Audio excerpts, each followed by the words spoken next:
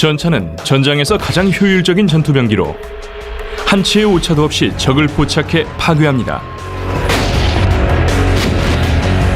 거친 지형을 가르며 시속 48km로 질주할 수 있고 로켓탄의 직격으로 맞아도 버틸 수 있습니다. 또한 디지털 지휘 통제 장비 덕분에 밤낮을 가리지 않고 먹잇감을 추적할 수 있습니다. 화력, 기동력, 방어력을 모두 갖춘 전차에겐 적수가 없습니다. 오늘날의 전차는 100여 년에 걸친 발전의 결정체이며 그 출발점은 제1차 세계대전의 참호전이었습니다. 지금부터 소개해드리는 기술들은 이랬던 전차를 이렇게 바꿔놓으며 세계 최강의 전차를 탄생시켰습니다.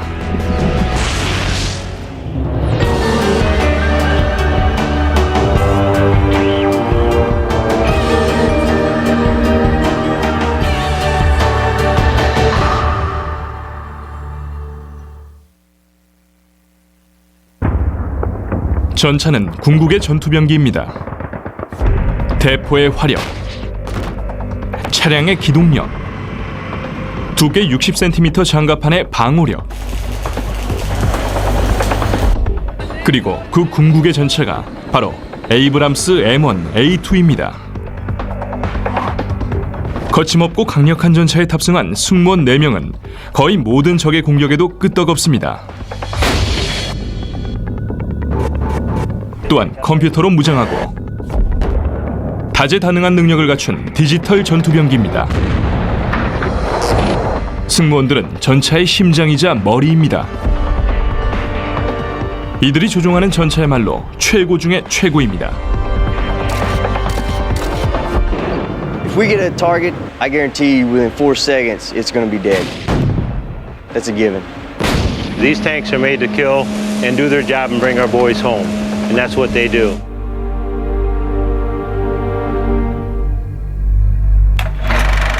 단순한 강철 상자에서 완전 무장한 디지털 전투병기로 발전하는 과정은 제1차 세계대전이 한창이었던 약 100년 전부터 시작됐습니다. 전차는 참호전을 치러야 했던 영국이 개발했습니다. 영국군은 독일군의 포화에 옴짝달싹 못했습니다. 영국군은 이 답보 상황을 타파할 대책을 마련해야 했습니다.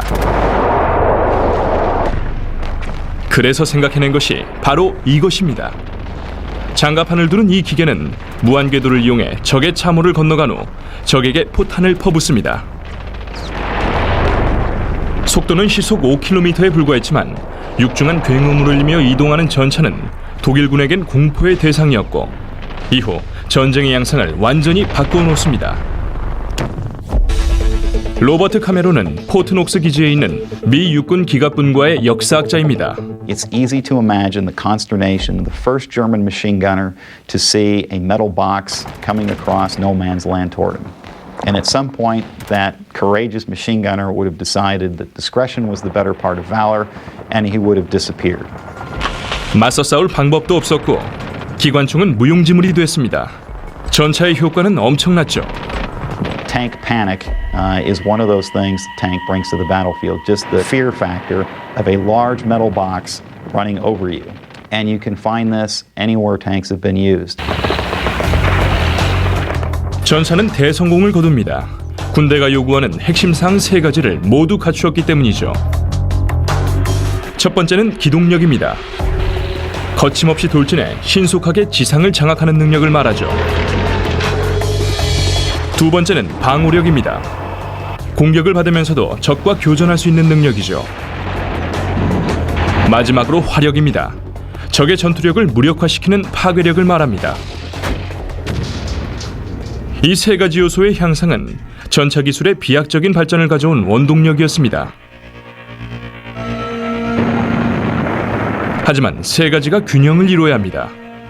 장갑판이나 주포가 너무 클 경우 기동력이 떨어져 위험합니다. 적의 전차가 화력은 동일하지만 보다 가볍고 빠를 경우 기동력에 밀려 잡힐 수도 있습니다.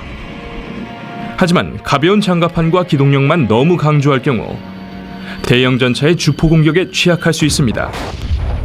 따라서 화력, 기동력, 방어력이 균형을 이루지 못하면 전장에 나선 전차와 승무원은 사지로 뛰어든 것이나 마찬가지입니다. 반대로 균형이 잘 잡힌 전차는 승리의 보증수표입니다. 그 한 예가 바로 에이브람스 전차입니다. 역대 최강의 전투병기라고 해도 손색이 없을 정도죠.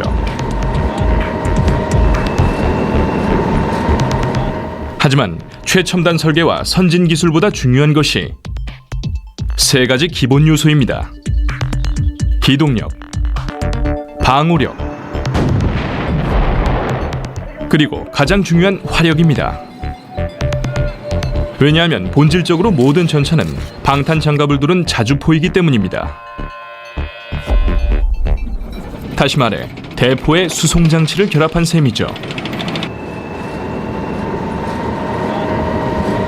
최초의 전차는 7.7mm 기관총이나 57mm 대포를 장착했습니다. 펜저 전차와 같은 제2차 세계대전 당시의 전차들은 75mm 주포로 무장했습니다. 현재의 주포는 크기도 2배 정도 크고 화력도 훨씬 강력합니다.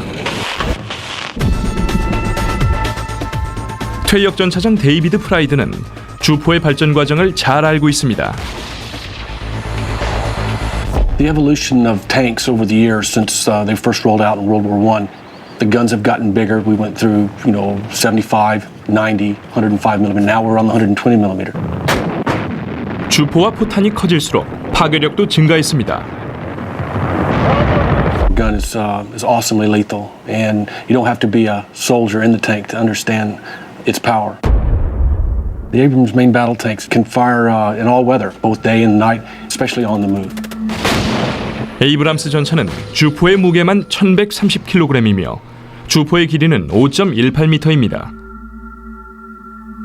최대 사거리는 9km가 넘어서 멀리 있는 전차도 사격할 수 있습니다. 하지만 그 위력의 비결은 거대한 직경의 포신에 있습니다. 120mm 주포는 다른 주포보다 길고 굵은 포탄을 사용할 수 있습니다. 덕분에 추진제와 고성능 폭약을 더 많이 담을 수 있습니다. 따라서 포탄의 속도와 파괴력도 증가합니다. 그야말로 치명적인 조합이며 120mm 주포의 포탄은 더 멀리 날아가 더 강력한 파괴력을 발휘합니다. 하지만 이러한 장점은 크기 때문만은 아닙니다. 과거의 전차들은 포탄을 회전시키기 위해 강선형 포신을 사용했습니다. 총신의 강선이 총알의 안정적인 비행을 돕는 것처럼 포신의 강선도 포탄의 자세를 바로잡아줍니다. 하지만 이것은 발사체의 길이가 직경에 비해 짧을 경우에만 효력이 있습니다. 반면 철갑탄은 길고 얇습니다. 길고 얇은 포탄은 속도도 더 빠르고 좁은 착탄 지점에 파괴력을 집중시킬 수 있습니다. 하지만 강선으로 포탄의 자세를 잡아줄 수 없습니다. 120mm 주포는 총신 내부가 매끈한 활강포여서 포탄의 자세를 안정적으로 잡아줄 수 없습니다. 그 대신 포탄이 스스로 자세를 잡습니다. 포탄은 다트처럼 꼬리 날개가 있어서 날아갈 때 자세를 바로 잡아줍니다. 이러한 활강포는 또 다른 이점을 선사합니다. 강선포보다 포탄의 속도가 더 빠르기 때문에 사거리와 파괴력까지 증가하는 것이죠. 하지만 파괴력 증가는 전차 내부의 또 다른 문제를 이야기합니다. 다른 총기처럼 주포는 포탄을 앞으로 발사하는 대신 주포 자체는 그 반동에 의해 뒤로 밀려납니다. 이 반동은 전차를 손상시킬 수도 있습니다. 전차는 이 문제를 해결하기 위해 유압식 주태기를 사용해 반동을 흡수하고 충격을 줄여줍니다. 그리고 복좌기를 사용해 포신을 원래 위치로 돌려놓고 다음 사격 때까지 포신을 고정시켜줍니다. You get the shot back, you move back with it, and then you move forward, and you can feel like the whole thing just shake, and it's exciting. 이 모든 과정이 눈 깜짝할 사이에 이루어지고 다음 사격을 위한 준비를 끝마칩니다. 따라서 발사 속도를 좌우하는 것은 기계가 아니라 병사의 빠른 손놀림입니다. 전차 포수인 로버트 디키는 주포의 엄청난 위력을 실전에서 사용했습니다. Depending on how fast your loader is, hopefully somewhere around about 4 seconds, you can just go and just devastate any enemy that stands against you. 전차장 아론 위덤은 전차의 주포를 믿고 이라크 자유작전을 수행할 수 있었습니다. There's nothing like being able to shoot 120 millimeters. That's my baby. And that's the weapon system of choice for me. 120mm 주포는 두 종류의 포탄을 사용합니다. 히트라고 불리는 대전차 고폭탄과 세이버라고 불리는 날개 안정분리 철갑탄입니다. We have the Sabo, which is a pure armor defeating weapon. It's made for killing tanks and tank-like targets. The heat round is a high explosive weapon. We use it for lighter skinned vehicles. We shoot personnel carriers and stuff like that. 둘 다 강력한 파괴력을 발휘하지만 표적을 파괴하는 방식은 서로 다릅니다. 세이버는 화살과 동작 원리가 비슷합니다. 핵심 부품인 관통자는 가는 금속 철심으로 보다 굵은 송탄통에 쌓여 있습니다. 송탄통은 120mm 포신의 내부 공간을 채워주며 관통자의 중심을 잡아줍니다. 또한 추진력을 받는 면적이 넓어지는 효과도 얻습니다. 송탄통은 포신을 빠져나오는 순간 떨어져 나갑니다. 부피가 줄어든 관통자는 공기 저항을 적게 받고 목표물을 향해 시속 5,600km로 날아갑니다. 표적에 맞는 순간 뾰족한 화살 모양의 관통자는 모든 추진력을 동전보다 작은 면적에 집중시키며 적의 장갑판을 뚫어버립니다. 반면 히트 포탄은 폭약으로 장갑판을 뚫습니다. 탄두 선단의 폭약에는 신관이 있습니다. 표적과 충돌한 신관은 탄두 내부의 폭약을 폭발시킵니다. 이때의 열기로 폭약 내부의 구리덩어리가 수백 도까지 상승합니다. 녹아내린 구리는 가는 사출구로 밀려나가며 음속의 최대 25배 속도로 장갑판을 뚫고 폭발합니다. 장갑판의 금속은 높은 온도에 녹아내리고 뜨거운 금속 파편이 전차 내부의 승무원들을 강타합니다. 이런 위력을 가진 병기는 어떤 상황에서도 뛰어난 정확성을 보여줘야 합니다. 날씨, 특히 기온은 주포의 성능에 큰 영향을 미칠 수 있습니다. 미국 시험 인증기관의 데이브 맨과 연구팀은 기온이 포탄의 성능에 미치는 영향을 연구하고 있습니다. 기온은 발사된 포탄의 탄도를 방해할 수 있습니다.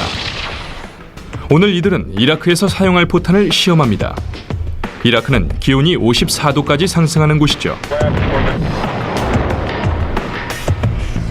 We're in Iraq now where temperatures get up to 120, 140 degrees, even higher in those tanks, and they have to know that those rounds are going to hit on target at those temperatures. 데이브와 연구팀은 이와 동일한 조건에서 시험하기 위해 포탄을 가열기에 넣고 140도까지 온도를 높입니다. 그리고 감지기 여러 대를 동원해 풍속, 기압, 온도, 발사된 포탄의 탄도를 관찰합니다. 추진제의 연소 속도는 매우 중요합니다. Range clear. Alright, here we go. 연소가 너무 빠르면 포탄이 엉뚱하게 날아갈 수 있습니다.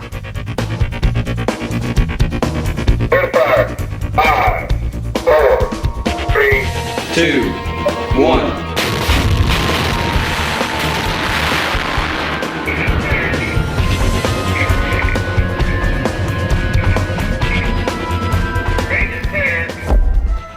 포탄은 시속 4,800km가 넘는 속도로 발사되고 2초도 안 되는 순간에 2.4km를 날아갑니다. 시험은 성공적으로 끝납니다. 가열된 포탄은 정상 탄도를 유지하며 표적에 명중했습니다. 이런 시험은 최전선의 병사들에게 기술에 대한 신뢰감을 심어주고 부담감을 덜어줍니다. When you're out on the battlefield, we know that those weapons have to work correctly. We know that lives depend on what we do. 1991년 이라크에선 미국 전차 약 2,000대의 화력 지원이 승리의 결정적인 발판을 마련했습니다. 단 100시간 만에 세계 4위의 군사력을 자랑하는 기갑부대가 고철덩어리로 전락했습니다.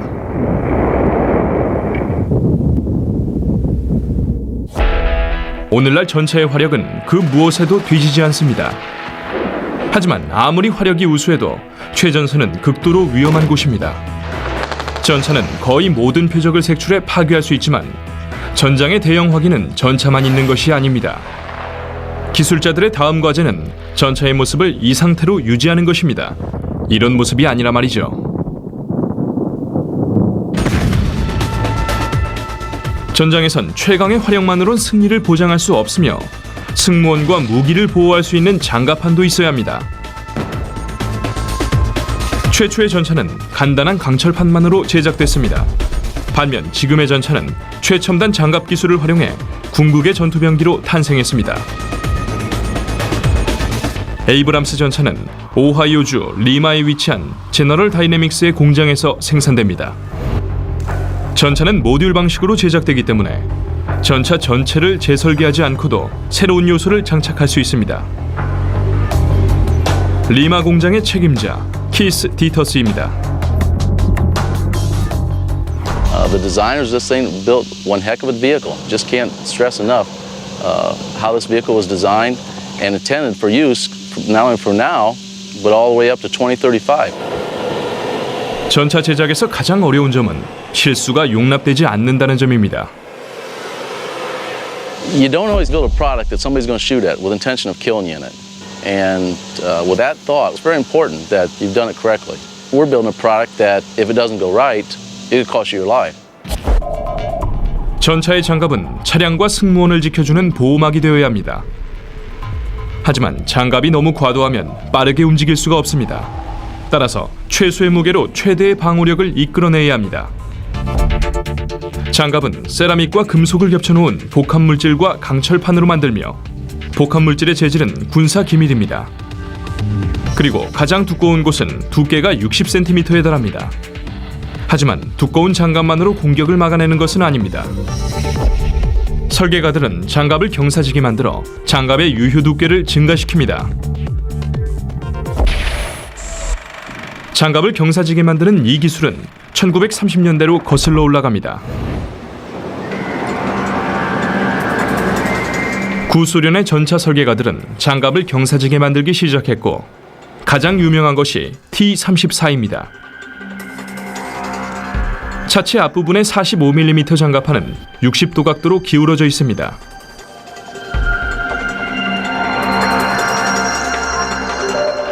이 설계는 실전에서 바로 효과를 봅니다.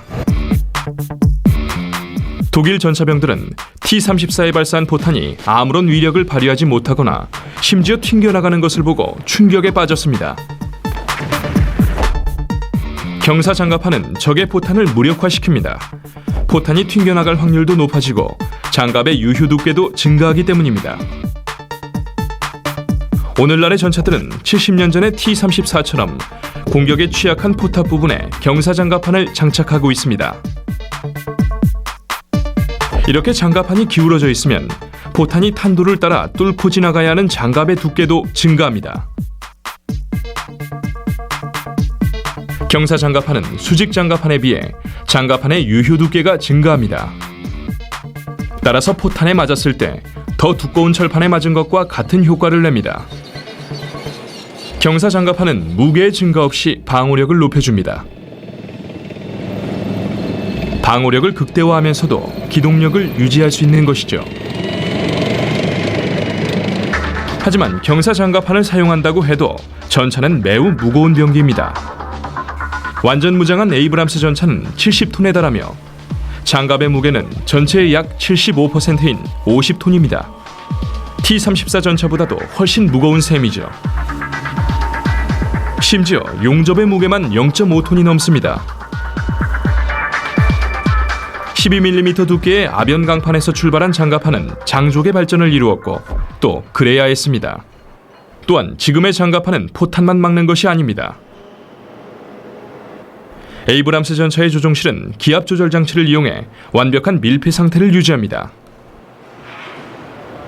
따라서 조종실은 포탄뿐만 아니라 생화학 공격에도 끄떡없습니다. 하지만 전술은 끊임없이 변화합니다. 이것은 기술자들이 설계를 끊임없이 재검토해야 한다는 뜻이기도 합니다. 최근 이들은 이라크의 시가전에서 새로운 문제점을 발견했습니다. 새로운 교전 지역과 교전 방식이 바로 그것이죠.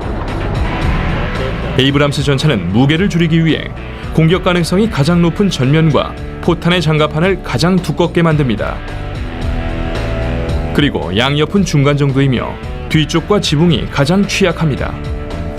기존의 전투에선 문제될 것이 없습니다. 하지만 이라크의 근접 시가전에선 무장 세력들이 사제폭탄과 로켓탄으로 기관실 같은 취약 부분을 노렸습니다. 과학자들은 시가전에서 전차와 전차병들을 보호할 수 있는 신기술을 개발했습니다. 교전 지역이 도시로 옮겨오면 전투 방식도 변합니다. 따라서 전차 설계도 변해야 합니다. 기술자들은 적의 공격에 이열치열로 맞서는 기술을 개발했습니다.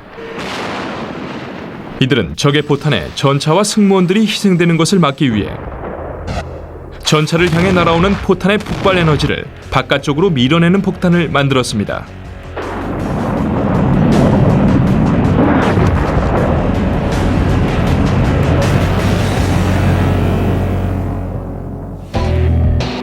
반응 장갑이라고 불리는 이 장치는 폭약을 폭발시켜 장갑을 뚫고 들어오는 포탄을 막아줍니다.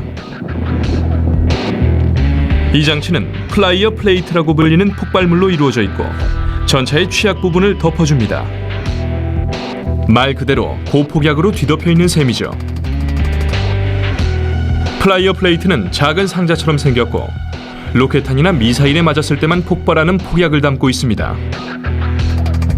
충돌 순간 폭약이 폭발하여 날아오는 포탄을 바깥쪽으로 밀어냅니다. 멕시코주 소코로 오전 10시 폭발물 전문가 반 로메로와 연구팀은 반응장갑의 방호력을 보여주기 위한 실험을 진행합니다. 로메로는 미국의 정상급 폭발물 연구소인 뉴멕시코 테크의 부회장으로 25년 넘게 폭발물 연구 분야의 최전선에서 활동해왔습니다. 그는 반응장갑이 철갑판을 어떻게 막아내는지 시범을 보입니다. What we're going to demonstrate today is the basic principle behind a flyer plate. And this basic flyer plate technology is used in all reactive armor. 첫 번째 시범에선 반응장갑이 설치되지 않은 일반 장갑판에 포탄을 발사합니다. 이들이 사용하는 탄두의 모양은 로켓탄에 사용하는 탄두처럼 생겼습니다. 포탄의 폭발력은 구리 덩어리에 집중되고 녹은 구리가 분출하며 장갑판을 뚫고 들어갑니다. We're going to have about 10 inches of armor, fire the warhead right next to that armor, and cut a jet through 10 inches of steel.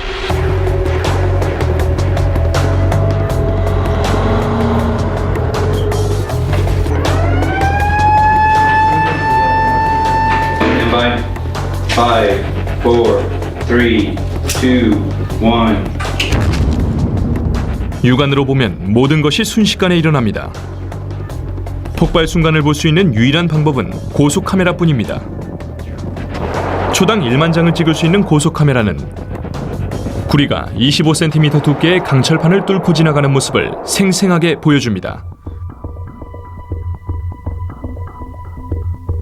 녹아내린 초고온의 구리는 순식간에 금속을 녹이며 장갑판을 뚫고 들어갑니다. 구리는 음속의 25배에 가까운 극초음속으로 장갑판을 관통합니다. 실전이라면 치명적인 결과가 나올 수도 있죠. And then they exit. 장갑판의 내층은 산산조각나고 전차 안으로 날아든 뜨거운 금속 파편이 승무원들을 강타하고 연료와 탄약에 불이 붙습니다. 반응 장갑은 이와 다릅니다. 두 번째 시범에선 가소성 폭발물을 25mm 두께의 강철과 장갑판 사이에 넣어 반응성 플라이어 플라이트를 만듭니다.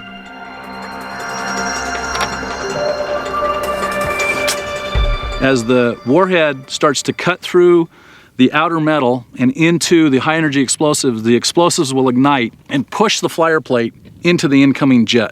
That will defeat the incoming round and protect the tank. 기본 개념은 간단한 물리학에 기초를 두고 있죠. 로켓탄에서 나온 구리분출물의 충격파와 열기가 고폭력의 압력을 가해 폭발을 일으킵니다. 이 폭발로 플라이어 플레이트가 바깥쪽으로 날아가며 뒤에 있는 장갑판을 밀어냅니다. 이런 복합적인 압력으로 포탄의 폭발력이 바깥쪽으로 밀려납니다. Simple technology, but it works. And all reactive armor is kind of based on that simple principle. 3, 2, 1. What's that? Went boom. It did. Yeah. Good. 로메로는 열이 내린 장갑판을 검사합니다. 구리 분출물이 한쪽 면에 작은 구멍을 내긴 했지만 완전히 관통하진 못했습니다. 포탄의 초기 충격에 반응 장갑이 폭발하고 밖으로 향하는 폭발력이 충격을 상쇄시켜 충격이 장갑판의 내층까지 도달하지 못합니다. 고속 카메라로 촬영한 영상은 반응 장갑의 유무에 따른 놀라운 차이점을 보여줍니다. This jet is what gets into the turret of the tank and causes havoc with the crew and everything inside the tank. What we've managed to do with the explosive armor is eliminate that jet from getting inside. You see here, there's absolutely no jet. Well, you can see the shape charge perfect. Big difference. 반응 장갑은 놀라운 기술입니다. 역방향의 단순한 폭발만으로 음속의 25배 속도로 날아오는 초고온의 구리 분출물을 완벽하게 막아냅니다. All of the energy is being expended on this side of the armor, as opposed to the energy going through the armor and escaping into the turret of the tank. And so it worked perfect. 로켓탄의 충격파는 매우 격렬합니다. 하지만 반응 장갑이 없었다면 승무원들은 목숨을 잃었을 것입니다. Even with this protection, it still is a pretty rocky ride inside that turret. It's no picnic when you get hit like that. You know it. But lives will be saved. 반응 장갑의 이점은 적은 무게만으로도 생명과 장비를 지킬 수 있다는 점입니다. 기존 장갑으로 똑같은 효과를 얻으려면 장갑의 양을 10배나 늘려야 합니다. 하지만 반응 장갑은 무게가 1톤밖에 안 나가기 때문에 전차는 뛰어난 기동성을 유지할 수 있습니다. 실제로 이라크에선 반응 장갑이 병사들의 목숨을 구했습니다. We did get hit with a couple of homemade RPG grenade type devices that it was more of a shock therapy for us, but it bounced off and we kept on rolling. 반응 장갑은 전차병들에겐 큰 이점으로 작용하며 적과 맞설 수 있는 자신감을 심어줍니다. You can sit there and you can feel a round bounce off of you, an RPG round. This item that is designed to kill you is ineffective. It gives you huge amounts of confidence that you can continue to step forward in battle. And now you can go into areas that you did not before. 적군이 받는 육체적, 심리적 충격은 엄청납니다. They have to be able to gain enough courage to be able to stand up and actually engage that tank. Once you shoot at that tank, you've got its attention, and it's going to focus on you. It's very similar to going into a bar and picking a fight with a guy much larger than you. You better hope that your first punch hits him, because if it doesn't, if it's not effective and he gets off the ground again, you're going to get walloped. 하지만 장갑이 아무리 튼튼한 전차라고 해도 빠르고 뛰어난 화력의 적에게 취약할 수 있습니다. 어떤 곳이든 빠르게 이동할 수 있는 능력이 중요합니다. 기동력이 없는 전차는 전투병기가 아닌 먹잇감에 불과합니다. 제1차 세계대전에 거친 지형에 첫 발을 내디딘 이후 전차는 지상전에서 중요한 역할을 맡아왔습니다. 이 발전 과정 속에서 병사들과 과학자들은 최상의 전차를 설계하기 위해 온갖 발명품을 동원했습니다. 보다 큰 주포, 강력한 포탄, 꿰뚫을 수 없는 장갑. 하지만 또 하나의 요소가 없다면 이 모든 것이 무용지물이 됩니다. 전차의 위력은 어디든 갈 수 있는 기동력에 있습니다. 기동력이 없는 전차는 장갑을 두른 무거운 대포에 불과합니다. 제2차 세계대전 당시에도 기동력은 승패를 좌우하는 결정적인 요소였습니다. 1939년 히틀러는 기갑부대의 기습 공격을 뜻하는 전격전을 감행했습니다. 폴란드 방어선을 돌파한 펜저 전차는 상대를 포위하고 파괴했습니다. 하지만 펜저 전차의 위세도 2년 만에 꺾이고 맙니다. 동쪽으로 진격하던 펜저 전차는 마침내 구소련의 T-34와 맞섭니다.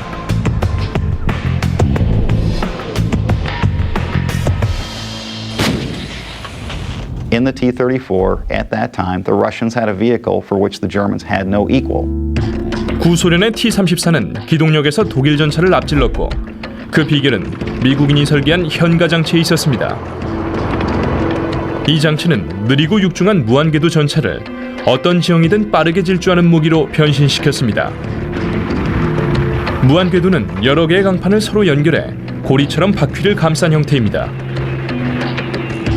바퀴로는 지나갈 수 없는 거친 지형을 통과하기 위해 1915년 최초로 무한궤도가 사용됐습니다.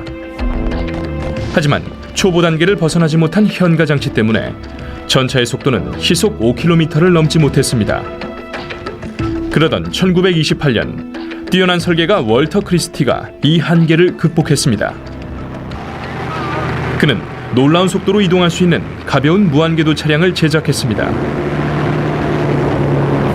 시제품은 낮은 차대를 사용했고 전차에서는 처음으로 각각의 바퀴에 독립적인 현가 장치를 장착했습니다. 과거에는 판용수철로 만든 단순한 현가 장치를 사용했습니다. 이런 형태의 현가 장치는 금속판을 여러 겹으로 묶어 하나의 용수철처럼 사용합니다. 화물차와 대형 차량은 지금도 이 방식을 많이 사용합니다. 하지만 크리스티의 방식은 달랐습니다. 독립적인 현가 장치 덕분에 각각의 바퀴가 보다 자유롭게 위아래로 움직일 수 있었고 거친 지형에서 큰 이점으로 작용했습니다. 미 육군은 이 장치를 도입할 수 없었습니다. 크리스티와 작업하기가 까다로웠기 때문이죠. The problem is that he was kind of the archetypical eccentric inventor. He had difficulty working as part of a team. 그 대신 구소련은 이 장치를 구입해 자신들의 신형 전차인 T-34에 적용했습니다.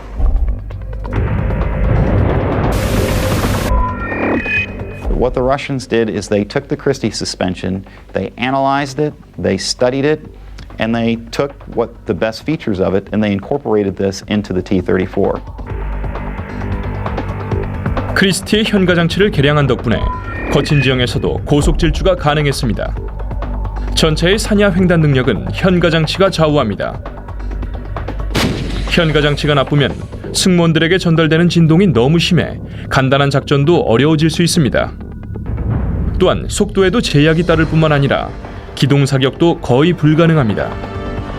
T-34는 이 모든 것을 바꿔 놓았고 시속 40km로 산야를 질주했습니다. 반면 거친 지형에서 독일 펜저 전차의 최고 속도는 시속 20km에 불과했습니다. T-34는 무한궤도의 폭도 더 넓었습니다. 펜저 전차는 38cm인 반면 T-34는 56cm였습니다.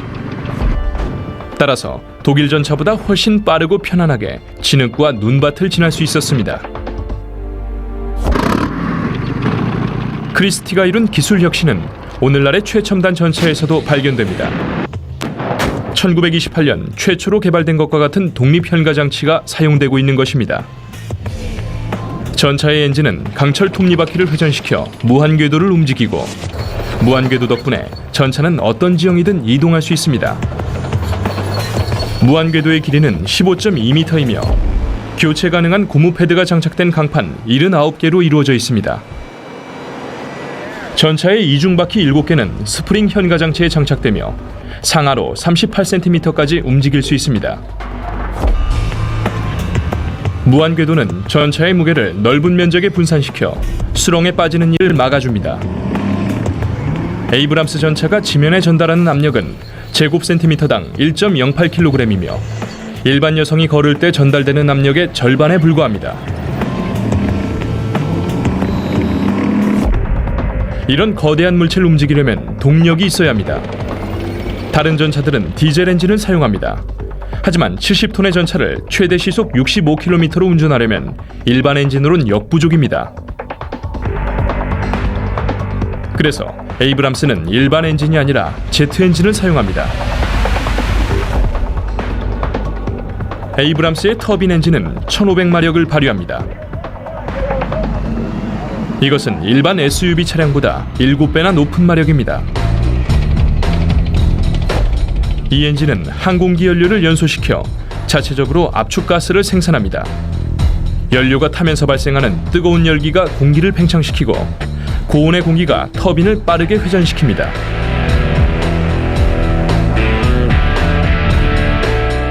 에이브람스 전차는 7초 만에 정지 상태에서 시속 32km까지 가속할 수 있고 순항 속도는 시속 48km입니다. 연비는 형편없어서 리터당 0.5km도 안 되지만 장점이 단점보다 많습니다. 제트 엔진은 디젤 엔진보다 신뢰성도 높을 뿐만 아니라 훨씬 조용합니다. 그래서 병사들은 에이브람스 전차를 죽음의 속삭임이라고 부릅니다. 또한 역대 최고의 기동력을 자랑하는 전차입니다. 스콧 플린 대령이 시험에 나섭니다. It moves extremely fast. You'll get speeds 40, 50 miles an hour in the tank, and during that time you have the full stabilization capability to shoot on the move.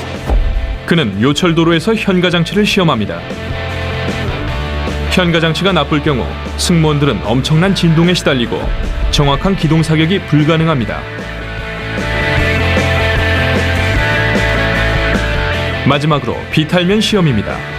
에이브람스 전차는 최대 60도의 비탈면을 오르고 정지할 수 있습니다.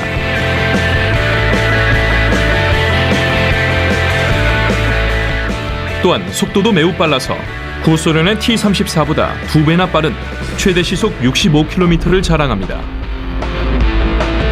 The power that is inherent in the tank, it definitely plays on our enemies. When they see that tank coming up, it's an attention getter. 놀랍게도 에이브람스 전차는 이 속도에서도 목표물을 사격할 수 있습니다. 또한 26톤에 달하는 포탑을 7초 만에 360도 회전시킬 수 있습니다. 전차의 속도를 늦추지 않고도 말이죠. 고속으로 이동하는 도중에도 정확하게 목표물을 조준하고 사격할 수 있습니다. It's a very fast tank. It's an offensive tank. The ability for us to move very fast and engage moving targets sets it apart.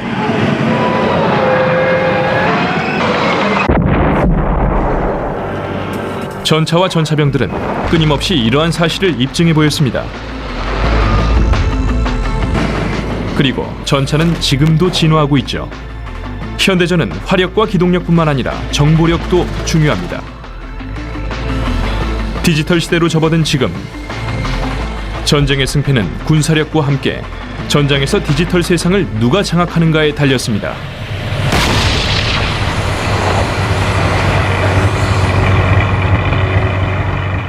최초의 전차가 플랑드르의 전쟁터로 진출한 이후 전차는 전쟁의 지배자로 진화했습니다. 이제 전차는 정보화 시대에 진입했고 에이브람스 전차는 가장 진보한 디지털 전차입니다. It's the best built tank in the world. Technology-wise, we don't know who could beat it. It's the soldiers refer to it sometimes as a 65-ton PC. 최신 에이브람스 전차는 시스템 강화 프로그램을 사용해 항법, 감지, 조준 작업을 제어합니다. GPS 장치는 지구 어디에서든 오차 범위 1m 안에서 현재 위치를 확인할 수 있습니다. 이 종합 설비의 핵심 부품은 감지 장치이며 이 중에서도 으뜸은 야간 투시 장치입니다. 덕분에 칠흑 같은 어둠 속에서도 대나처럼 효율적으로 작전을 수행할 수 있습니다.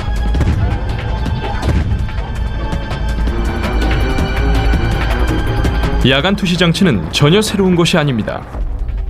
초기의 야간 투시 장치는 베트남 전쟁에서 널리 사용됐습니다. 이 장치는 아주 미약한 빛을 증폭하는 방식으로 작동했고 별빛만으로도 가능했습니다. 이와 달리 에이브람스 전차는 빛이 전혀 없어도 작동하는 열 영상 장치를 사용합니다.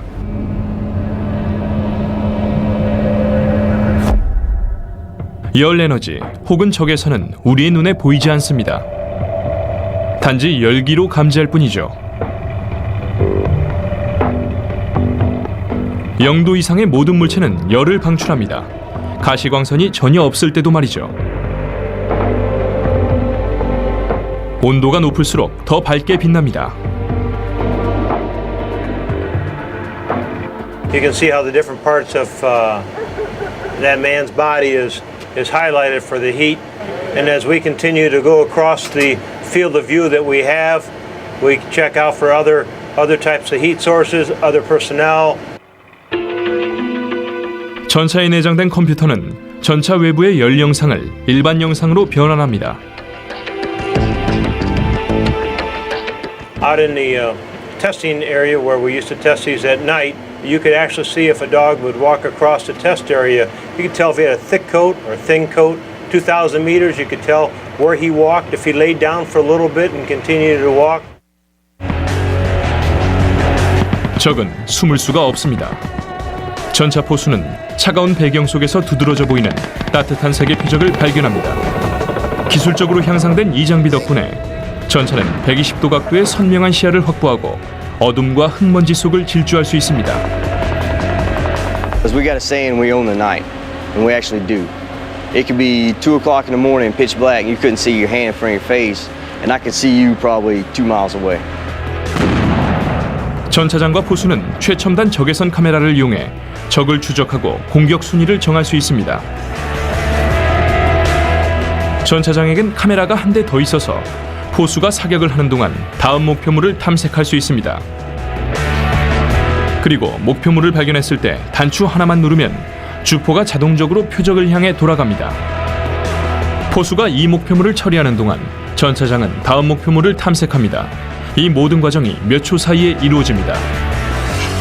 As soon as one of you identify a target, if it's the tank commander, he hits a button, the gun goes right to it. While the gunner's getting a range to that target, he's ready to shoot and kill that guy. The commander's already off that target looking for the next one. So depending on how fast your loader is, hopefully somewhere around about 4 seconds, you're putting steel on target about every 4 seconds. 또한 디지털 사격 제어 장치가 주포와 포탑의 감지 장치와 연결돼 있습니다. 이 감지 장치들은 포구의 정렬 상태를 자동으로 측정해 뛰어난 정확성을 유지합니다. 높은 온도는 포신과 조준경의 정렬 상태를 바꿔놓을 수도 있습니다. 전차에는 기온의 변화와 포신의 위치를 감지하는 전자식 포구 조정 장치가 있습니다.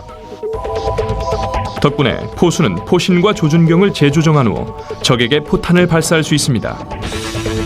승무원과 컴퓨터의 협력으로 에이브람스 전차는 3km 밖의 표적을 1분에 6대까지 처리할 수 있습니다.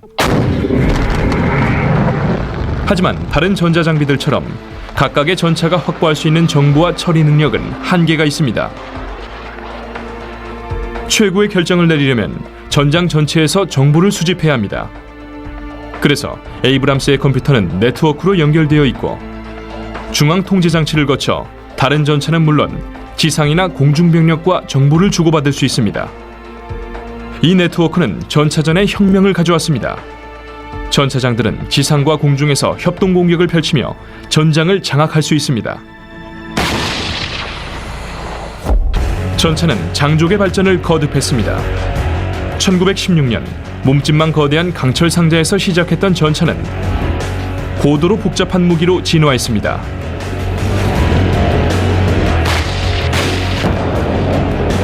철벽의 방어력, 뛰어난 정확성과 파괴력.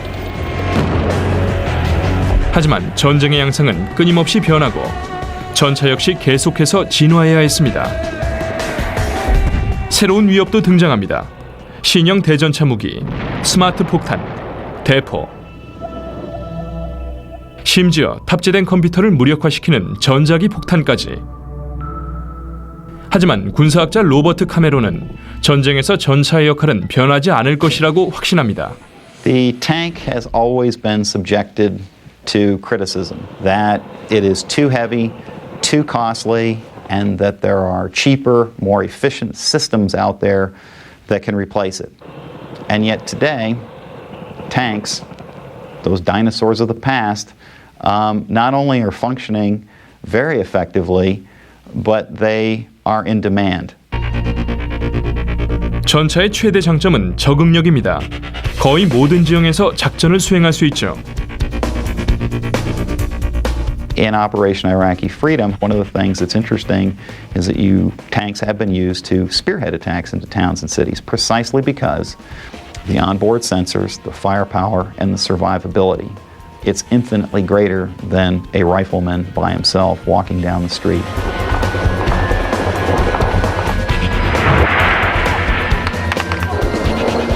I can't imagine a scenario where there will not be a requirement for a mounted platform that offers survivability, speed, shock, and firepower. 전차 설계가들의 당면 과제는 언제나 그렇듯 항상 똑같습니다. 전차를 움직이는 승무원들의 생존을 보장하고 전투를 승리로 이끌 수 있는 기술과 화력을 제공하는 것입니다. I think that the tank will be around for a long time. We've seen evolutions in lethality, larger guns. We've looked at directed energy, lasers, other things like that. But it's the ability to provide that shock effect and firepower, break the enemy's will to fight. And tanks do that very, very well. 화력, 기동력, 방어력. 전차는 이 모두를 갖추고 있습니다. As a soldier, it gives you a lot more confidence. You've got this additional armor around you. You've got this greater capability to take damage and dish it out, and now you can go into areas that you did not before. 군사력을 측정할 때마다 기갑부대의 전력은 질적으로나 양적으로 계속 증가하고 있고 플랑드르의 전장에서 팔루자의 거리까지 전차는 승리의 1등 공신이었습니다.